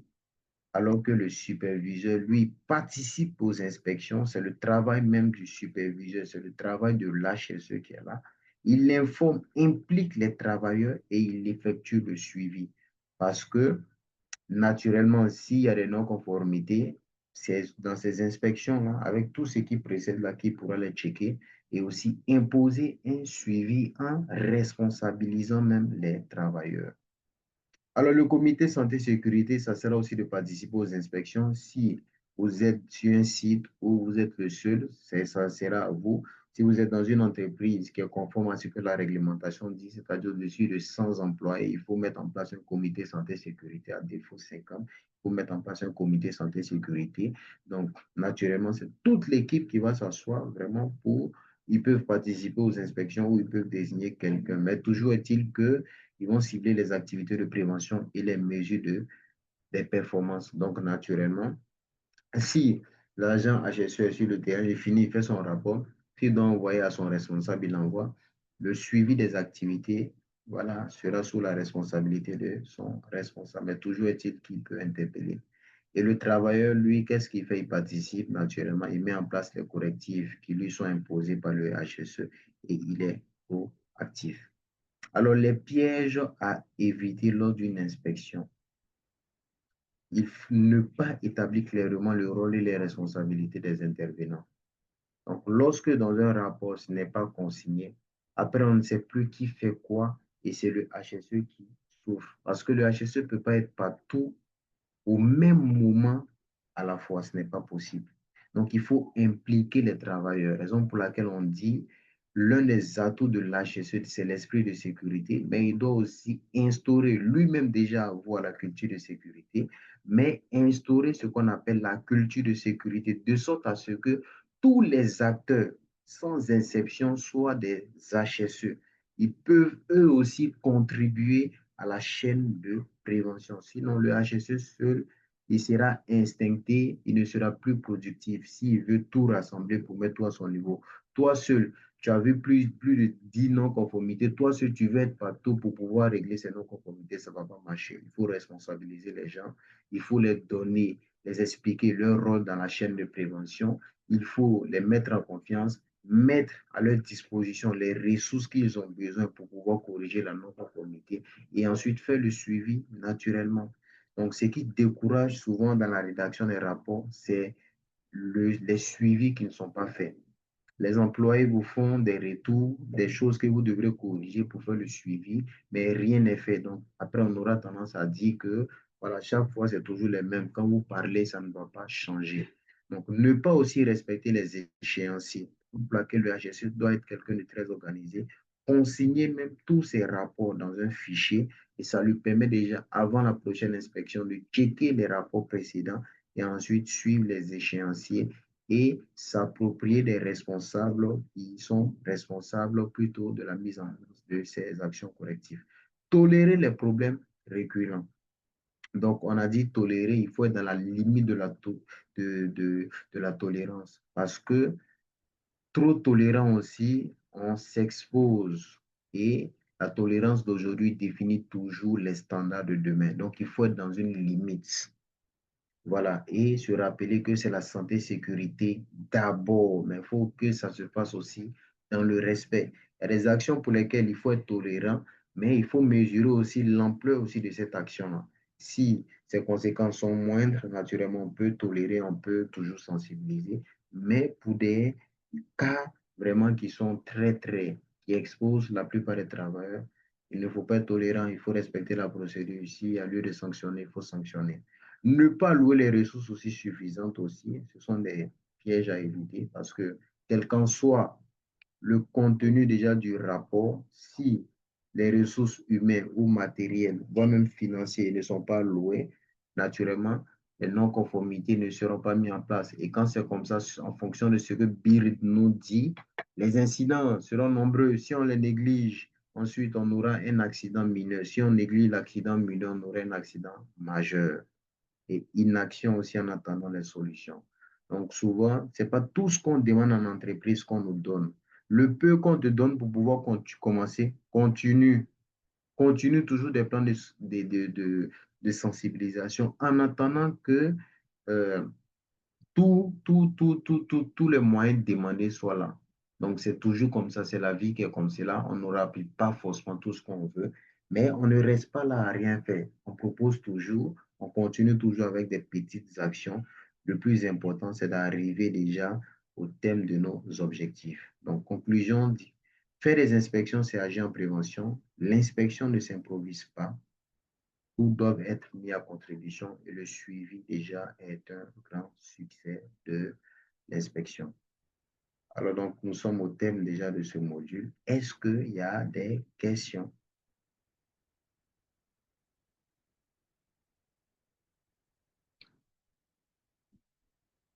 Alors, est-ce qu'il y a des questions?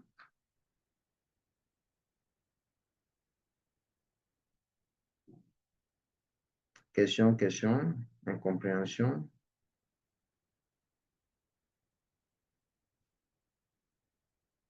Allez-y, monsieur Laurent.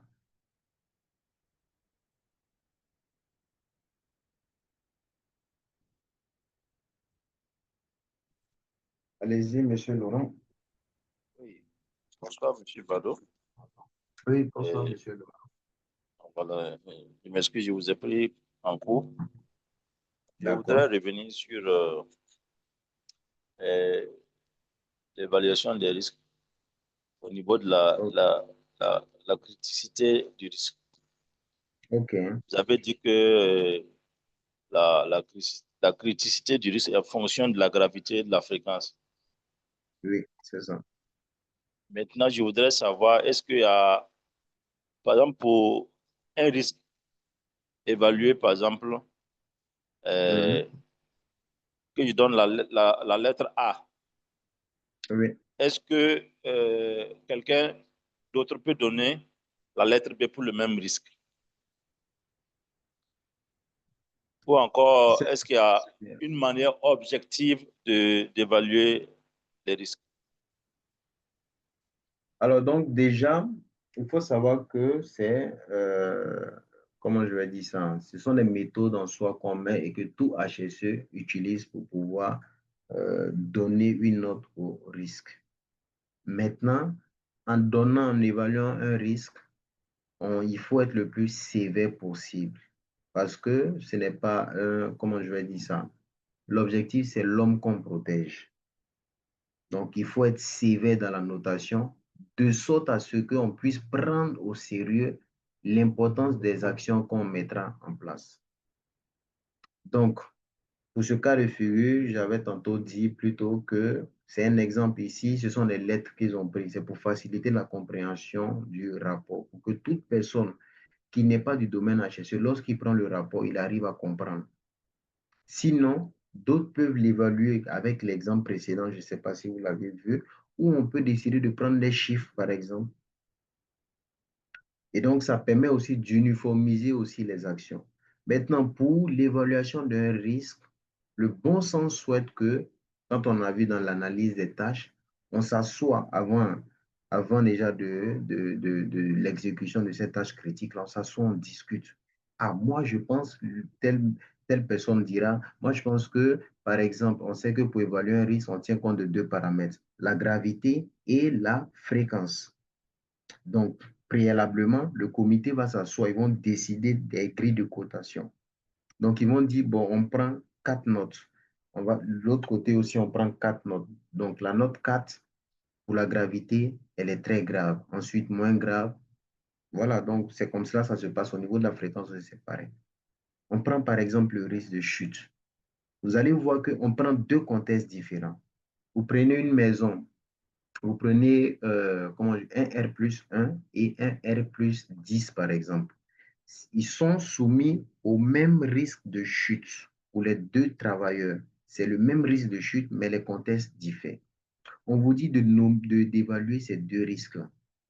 Le premier risque au R plus 1, Monsieur Salif dit, la gravité, c'est R plus 1. C'est vrai que s'il tombe, voilà, il n'aura pas vraiment la mort. Ça va dépendre de l'objet qui va le recevoir par terre. Par exemple, s'il tombe sur une pointe, sur de l'électricité, etc. Donc, moi, pour la gravité, je peux donner la note 2.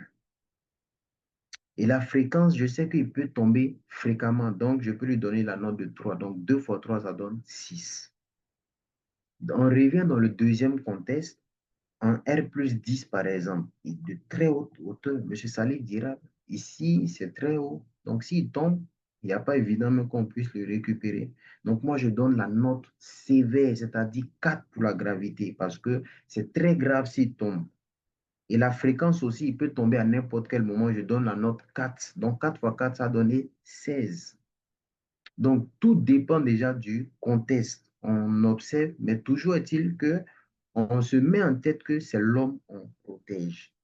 Une mauvaise appréciation déjà du risque expose les travailleurs. Vous prenez pour ce même contexte-là, pour R plus 10, par exemple, quelqu'un dit, oh non, c'est pas trop grave, je donne la note de 2, par exemple, et la fréquence, je donne la note de 3. 2 fois 3, ça donne 6. Donc 6, après, dans vos intervalles, vous allez dire, par exemple, tous les risques qui sont compris de 16 à 9 sont très graves. Donc la priorité, c'est eux. Ensuite, les moins graves, ça sera de 9 à 7. Vous allez voir que ce risque-là sera compris entre les risques dont la criticité est compris entre 9 et 7. Donc, ils viennent en deuxième position par ordre de priorité. Donc, il y a ce qui est connu pour évaluer un risque que tous les HSE respectent, mais dans l'appréciation, tout dépend déjà du terrain. Mais toujours il faut se rappeler que c'est l'homme qu'on protège. Donc, il faut élever même le niveau du score sans toutefois exagérer parce que ça permet de protéger. Donc, quand on élève, on va dire, waouh, ce risque-là, c'est le score maximal 16. Donc, pour lui, là, il faut une nacelle pour le porter en haut. Il faut un harnais de sécurité pour l'accrocher même dans la nacelle. Il faut inspecter la nacelle elle-même parce qu'elle peut être défaillante. Il faut inspecter lui-même l'opérant pour se rassurer qu'il n'a pas bu, qu'il n'a pas le vertige. Il faut encore mettre des filets de réception pour que même si la nacelle est défaillante, le harnais va le retenir. Si le harnais lui-même, les sangles se cassent, le filet, en tombant, le filet va le retenir. Donc, naturellement, vous prenez au sérieux parce que le risque est très sévère. Mais la norme nous interpelle toujours en tant que HSE. Ne jamais, jamais négliger un risque dont la gravité est élevée et la probabilité d'occurrence est faible. Pour ces risques-là, il faut mettre d'autres mesures d'appréciation qui vont conditionner notre prise de décision. Donc, pour le cas de l'évaluation, on tient compte de ces cotations-là. Quand on a fait, par exemple, je prends un exemple, je vais voir si le support il est toujours là, au niveau du cours sur l'analyse des risques, on avait une autre matrice des risques. Donc, très rapidement, je vais voir si le fichier a porté le même. Analyse des risques. Voilà. Donc, je l'ouvre très rapidement. Voilà, donc vous allez voir que ici, par exemple, ce sont des chiffres qu'on a pris. Donc, vous verrez que ici, par exemple, si vous voyez mon écran, merci de confirmer. Donc, ici, par exemple, dans ce cas de figure, est-ce que tout le monde voit la matrice qui est partagée? Niveau de gravité, niveau de probabilité. Merci de mettre des pouces pour me confirmer cela. OK. Donc ici, par exemple, cette matrice, on a décidé de prendre des chiffres. Mais je rappelle que c'est toujours le même principe. Vous allez aller ailleurs, d'autres vont décider de prendre des codes de couleurs seulement. Le plus important, c'est l'objectif. Donc l'outil en soi n'est pas un problème. C'est ce qu'on en fait de l'outil. Quelle interprétation on donne de l'outil qu'on utilise qui est le plus important. Ici, ils ont décidé de prendre 4 rotations. Vous allez voir au niveau de la gravité 4, très grave, 3, grave, 2, moyen, 1, faible. Au niveau de la probabilité, 4, très probable, 3, probable, 2, improbable, 1, très probable. Donc, lorsque je rappelle que la criticité, c'est ce qui nous permet déjà de critiquer, d'apprécier notre risque. Quand on sait que le risque est égal à quoi? La gravité fois la fréquence. Donc, la criticité, C est aussi, on peut dire, égal à quoi? À la gravité fois la fréquence. Et c'est la criticité qui est contenue dans le milieu de notre, comment je vais l'appeler, repère, si je veux le dire. Donc, lorsque on va faire, par exemple, 4 fois 4, vous allez voir que ça donne 16. C'est contenu dans la priorité rouge. 3, lorsque la gravité est égale à 3 et que la probabilité aussi est égale à 4, 4 fois 3, ça donne 12, c'est contenu dedans. Et lorsque c'est 3 fois 3, ça donne 9. Et pour eux ici, par exemple, s'ils voulaient faire une interprétation en bas pour définir l'ordre de priorité, ils vont dire tous les risques qui sont compris entre 16 et 9 sont considérés très graves. Donc, priorité 1. Ensuite, vous allez prendre la partie jaune, vous allez voir la gravité, ça correspond à quoi? Une note de 3. Donc, 3 fois 4 directement, plutôt 3 fois 2, ça donne 6. Ensuite, 2 fois 2, ça donne 4. Ensuite, 2 fois 3, ça donne 6. Et 2 fois 4, ça donne 8. Donc, tous les risques qui sont compris entre 8 et 4 sont considérés moins graves. Donc, la priorité, c'est numéro 2. Ainsi de suite pour la troisième priorité. Alors, est-ce que j'ai répondu à la question de M. Laurent?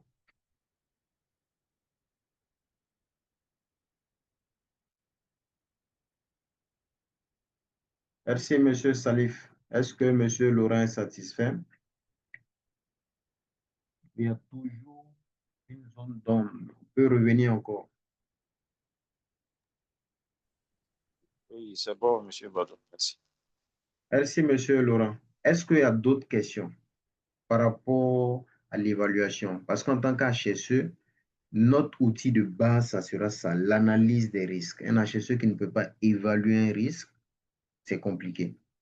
Un HSE qui ne peut pas identifier un danger, risque associé, proposer des mesures correctives, évaluer ces risques-là, c'est compliqué.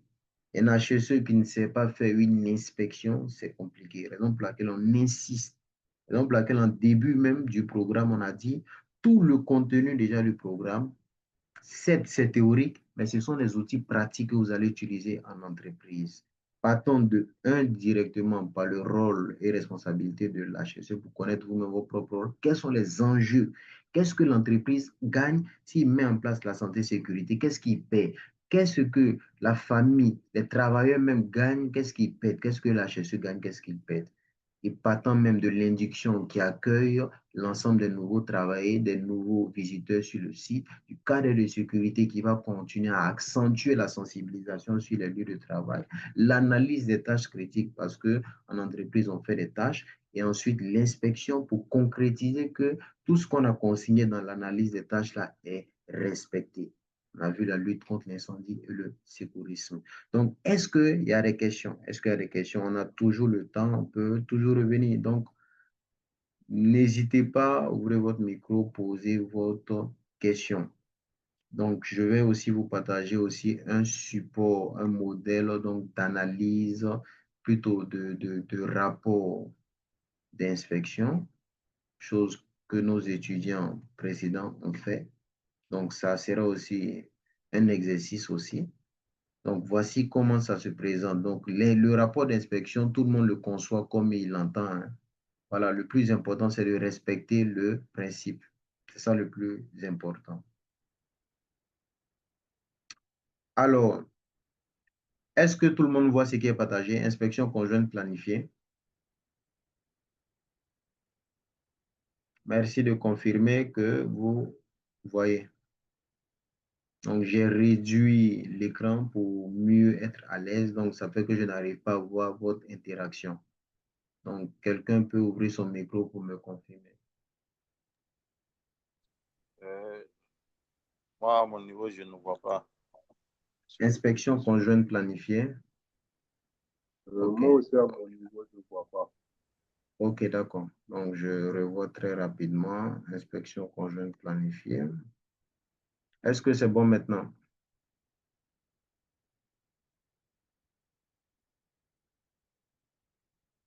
Est-ce que c'est bon maintenant? Ok, c'est bon. Donc, inspection conjointe, je rappelle que tout le monde le conçoit comme il veut. L'objectif, c'est de respecter tout ce qu'on a dit. Donc, secteur, c'est quel secteur du chantier qui est inspecté? Quelle est l'équipe qui inspecte? Qui est le responsable même de l'inspection? Et quelles sont les personnes participantes? Donc, l'endroit va déterminer le lieu où on a détecté la non-conformité. Qu'est-ce qu'on a observé? Piste centrale de circulation du chantier encombrée. Quel correctif on a suggéré? Organiser et désencombrer la piste centrale du chantier pour faciliter. Quel est le niveau du risque? Ici, A, c'est risque majeur. Et donc, dans l'appréciation, j'ai demandé à ce qu'on revienne, on mette en place une matrice en bas pour montrer aux gens, aux personnes, aux profanes qui ne sont pas du domaine, pourquoi on a dit A. Donc, je rappelle toujours que si vous devrez utiliser des lettres qui facilite la compréhension, permettez aussi que dans la lecture, qu'on ne puisse plus vous appeler à HSE. Pourquoi ici tu écris A, pourquoi tu écris B? Pour que l'interprétation au bas va dire que si on prend A, ça signifie que le risque est élevé. Donc, l'ordre de priorité commence par ce risque-là. Qui est responsable de ce correctif-là? Dans quelle échéance et dans quelle date il doit pouvoir le réaliser? Et je rappelle qu'il faut mettre toujours le statut. Ça, ce n'est pas parfait. On peut le bonifier. Il faut ajouter un statut. Le statut va nous permettre de revenir voir la date de réalisation. Là. Est-ce que ça a été réalisé? Si c'est réalisé, on va mettre réalisé. Si ça n'a pas été réalisé, on va mettre non réalisé. Et en commentaire pourquoi ça n'a pas été réalisé. Peut-être le responsable que vous avez désigné là a eu un imprévu. Lui aussi, il a d'autres responsables. Donc, ça vous permet déjà aussi de vous protéger. Parce que tout arrive en entreprise. Et dès qu'un problème, on va dire HSE, vous allez dire non, j'ai eu à signaler ça dans mon rapport. J'ai identifié un responsable, tel monsieur, à quelle échéance il devrait pouvoir le faire. Quand je suis revenu pour mon suivi, il a dit que l'action n'a pas été mise en place.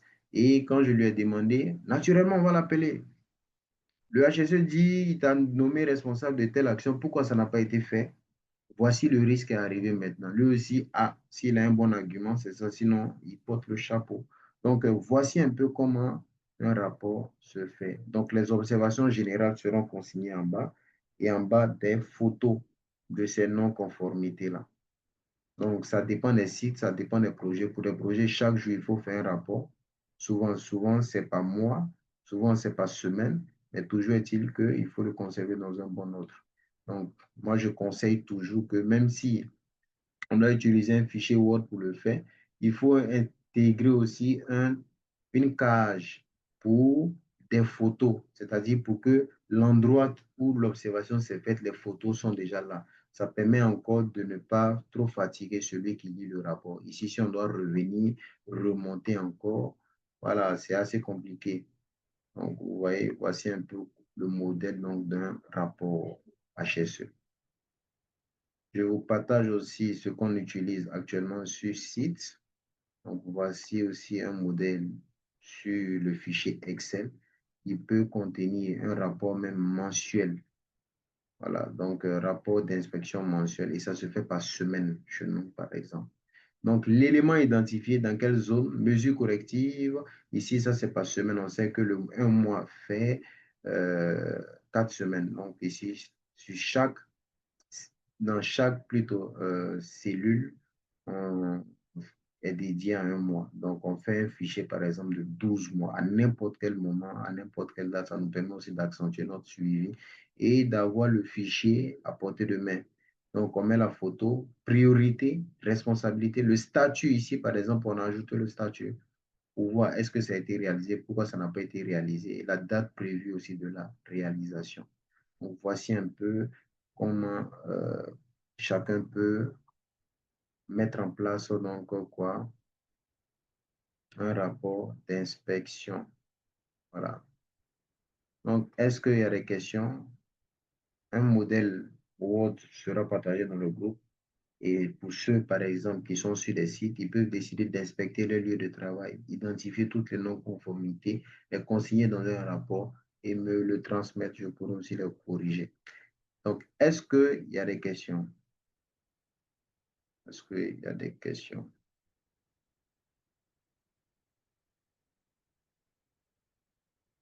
Est-ce qu'il y a des questions?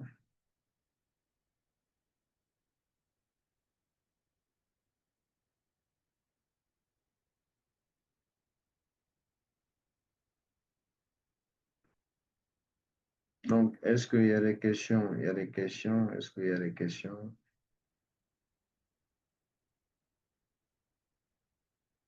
Alors, Monsieur Moussanyara, est-ce que vous avez des questions? Monsieur Laurent, Monsieur Salif, est-ce qu'il y a des questions?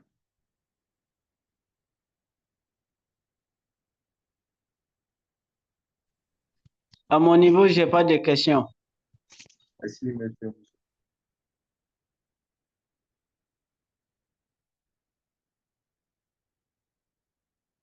Si Monsieur connaît, est-ce qu'il y a des questions? Sinon, je vais vous partager aussi un modèle. Le GHA a été partagé dans le groupe ou qui doit suivre même l'exercice. Donc, pour le job à Safety Analysis, qui est le GSA, donc je vais vous partager aussi un fichier qui intervient, ou un prestataire qui intervient aussi sur notre site. Vous allez voir aussi à quoi ça ressemble. Donc, c'est toujours le même principe d'évaluation des risques. C'est toujours le même principe. Par exemple, que le HSE doit pouvoir évaluer.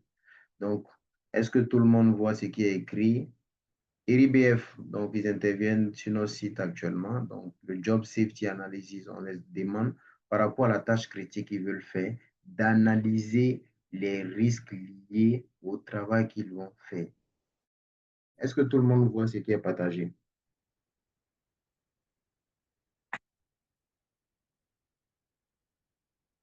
OK. Donc, l'objectif déjà, type d'intervention, préfabrication et installation des bracons sur le silo 2. Donc, ici, on vient, ils finissent de faire l'analyse, ils nous transmettent, nous, on check ensemble et ensemble, on discute pour réaménager ce qui est réaménageable. Donc, vous voyez toujours, il y a toujours des éléments qui permettent de comprendre pourquoi on a décidé A, de prendre un chiffre A ou encore. Donc, il y a toujours ça. Vous voyez la gravité, toujours les mêmes principes. Gravité, probabilité. Donc, ici, lorsque c'est la couleur verte, c'est mineur, pas de blessure, modéré. Donc, chacun conçoit son outil comme il le veut. Ici, c'est le Job Safety Analysis qui est un peu différent du Job Hazard Analysis, qui est une décomposition par tâche, mais ça répond au même principe. Le plus important, vous voyez ici, phase de travail. À chaque phase de travail, quels sont les dangers et risques associés? Donc, danger ici, conséquence, c'est le thème risque en tant qu'HSE qui doit être mis. La gravité, la probabilité. Ici, vous allez voir le RI. Ici, le RI représente la criticité donc du risque. Ici, ils ont mis le risque. Mais c'est la criticité donc du risque. Ensuite, mesure de prévention. Qui est le responsable? Ensuite, après la mesure de prévention, là, on vient réévaluer le risque résiduel. Donc ici, vous allez voir, il passe d'une couleur rouge. Et lorsqu'on a mis en place les mesures de prévention, le risque résiduel RR devient vert moins grave. Donc, étape par étape. C'est comme cela aussi l'APD, l'analyse préliminaire aussi des risques se conçoit. C'est comme ça aussi l'analyse préliminaire aussi des dangers se conçoit. Donc, à chaque phase, son risque. Donc, c'est l'importance de l'analyse des tâches avant exécution des tâches. La mobilisation, le montage, démontage, les travaux en hauteur, chute d'objets. Ensuite, la manutention mécanique, coupure, perforation. Et on propose et ensemble, on check pour trouver la bonne formule pour faire le travail. Donc, voici en soi un ensemble pour démontrer aussi à quel point voilà, cette formation-là se veut pratique. Donc, c'est l'ensemble des outils qu'on utilise sur les sites, qu'on voit. Donc, vous allez voir que tout le programme qui vous a été donné, c'est ce qui se fait sur le chantier. Et ça, c'est une formation terrain. Donc, quelqu'un au sortir de cette formation-là, on le prend pour n'importe quel projet, il saura s'en sortir. On a mis tous les supports à votre niveau. Induction, on a mis des supports. Il suffit de le réaménager. Le cadre de sécurité, on a mis plus de 200 thèmes que vous pouvez utiliser pour animer. Le job as analysis, on a mis à votre disposition avec des modèles déjà remplis. Le job safety, pareil. L'APD, pareil. Donc, c'est un ensemble d'outils vraiment qui sont mis à votre disposition. Alors, est-ce qu'il y a des questions? Est-ce qu'il y a des questions?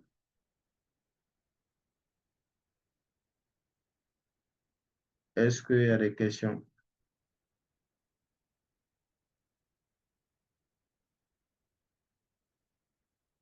Alors, nous sommes toujours dans le temps, donc je rappelle toujours que la sortie officielle est prévue pour le dimanche 5. Donc, mettez dans votre programme et ça se fait à Ouagadougou au cabinet. Donc, naturellement, tous ceux qui nous suivent de Kaya, bon, ceux qui sont en Côte d'Ivoire, souvent c'est difficile. Donc, quand c'est comme cela, voilà, on les envoie tous les contenus qu'ils veulent. Puis bon, on célèbre en ligne. Sinon, en présentiel, on partage les différents certificats et ensuite on partage un pot ensemble au musée. Donc, sauf en cas de force majeure, peut-être ça sera réaménagé. Sinon, la date qui actuellement, c'est le 5. Est-ce qu'il y a des questions? Donc, je rappelle toujours que l'enregistrement de la vidéo sera partagé dans le groupe.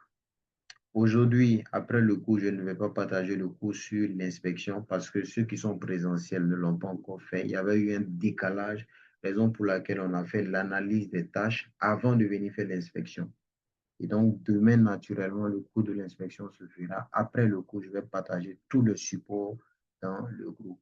Je rappelle que les exercices précédents aussi peuvent être faits et me transmettre. Je corrige naturellement et je renvoie à la personne. Et donc, s'il n'y a pas de questions, je vais vous souhaiter donc très, très bonne soirée. J'ai été très ravi encore de partager voilà, ce contenu-là avec vous. Donc, j'espère tout cas avoir été à la hauteur de ce cours. Si toutefois il y a des questions, n'hésitez pas n'importe quelle heure. Écrivez-nous dans l'immédiat. On pourra peut-être ne pas répondre, mais toujours est-il qu'on va toujours revenir pour répondre à la question. Donc, s'il n'y a pas de plus rien à dire, je vais vous souhaiter très, très bonne soirée et très bon début de semaine surtout. Voilà, veillons dans la santé et sécurité au travail, prenons soin de nous et de notre famille. Donc, rendez-vous en présentiel demain au cabinet pour ceux qui suivent en présentiel. Sinon, en ligne, c'est samedi le prochain rendez-vous. Alors donc, très bonne soirée à vous et le cours d'aujourd'hui est fini.